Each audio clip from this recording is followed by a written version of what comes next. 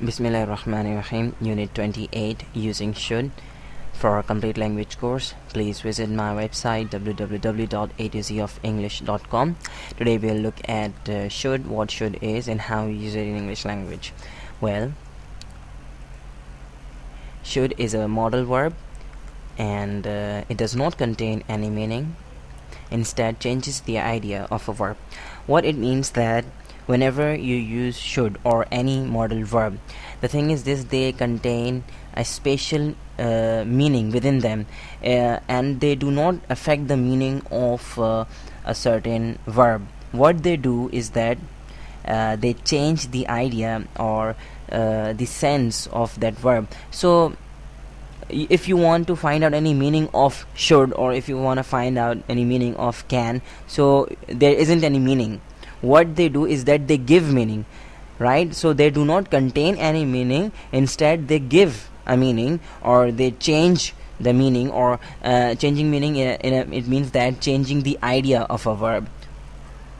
For example, we take the verb eat. When combined with a modal verb, its sense or idea changes, not the meaning. For example, I can eat 10 bananas a day. It expresses ability. Here you see that we have combined can, which is a modal verb, with eat, right? And what can is doing here in this sentence is it is expressing an ability of eating 10 bananas a day. So here eat is combined with can for expressing an ability. We look at another example. You should eat 10 bananas a day, expressing a mild suggestion. Here we've used should with eat. Should is a modal verb, right? So now here what should is doing? Should is changing the whole meaning, the whole idea, the whole sense of the sentence, and changing it into a mild suggestion. You can see in sentence number 1 we've used can as a modal verb, and in second sentence we've used should as a modal verb. So both of them have their own effect on a verb, right? So can expresses ability, so when we use can with the verb, it expresses ability and other things as well. And when we use should with a verb, it expresses a mild suggestion, right? It changes the sense of the verb, right? Here should changes the sense of the verb eat, and changing it into a mild suggestion, a soft advice.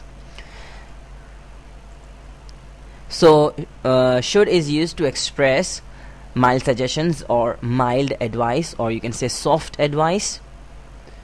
For example,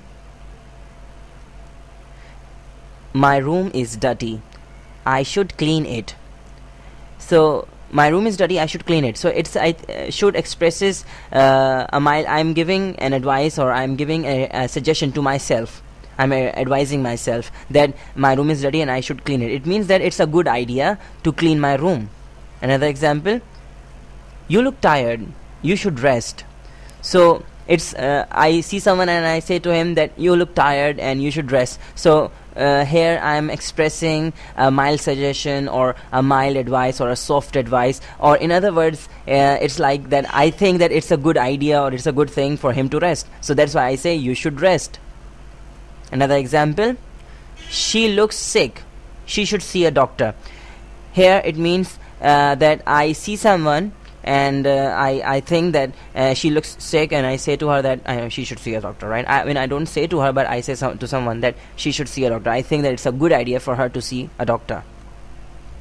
So whenever you want to express a mild suggestion, you want to give a suggestion or soft advice to anyone, or simply you think that something is good or better for someone to do, so you should use should for such kind of things.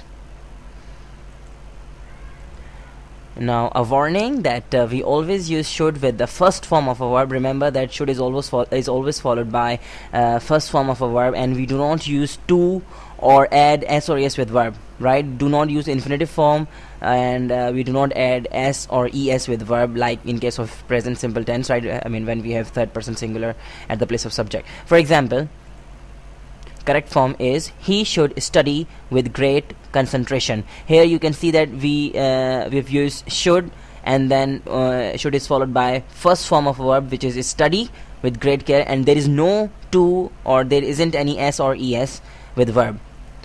The incorrect form is he should to study. So you cannot say he should to study with great concentration. This thing is wrong. Another incorrect sentence, he should studies with great concentration. I told you before that we cannot add s or es while using modal verbs. If you're using any modal verb like can or should or any other modal verb, so you shouldn't be adding any s or es or to with verbs first form. Another incorrect sentence, he should plays actively. The same thing is, do not add s or es even if you have third person singular at the place of subject. Kindly don't add any kind of s or es with verbs first form, right? The correct form is he should study or he should play or he should eat. Do not say he should eats or he should studies. Now we will look at contraction of should with not. So should plus not is equal to shouldn't, right? It's a simple contraction of should plus not, and you see if you're in a spoken language, in daily life simple language, people they often use contractions of should or can or any other modal verb with not. So should plus not is equal to shouldn't. Now we look at structures. Affirmative structure, subject plus should plus first form of a verb plus object. For example, we should help the poor, she should come on time. Negative structure, she should subject plus should plus not plus first form of a verb plus object, and we should not help the poor. I mean, it's not a good advice. It's just a sentence, please do not mind. She should not come on time, it's not a good suggestion to him. Just I'm sorry for such kind of sentence. Okay, interrogative structure, should plus subject plus first form of a verb plus object. Should we help the poor? Yes, of course we should. Should she come on time? So here you've got the structures. Kindly follow the structures, and if you follow the structures, your sentences will be right in spoken and written language both, right? So do learn the structures very carefully, and to solve the exercise related to this unit, please visit my website www.a2zoffenglish.com, and if you liked my tutorial, kindly rate this video. I'm Faisal Samiola. See you later. Goodbye.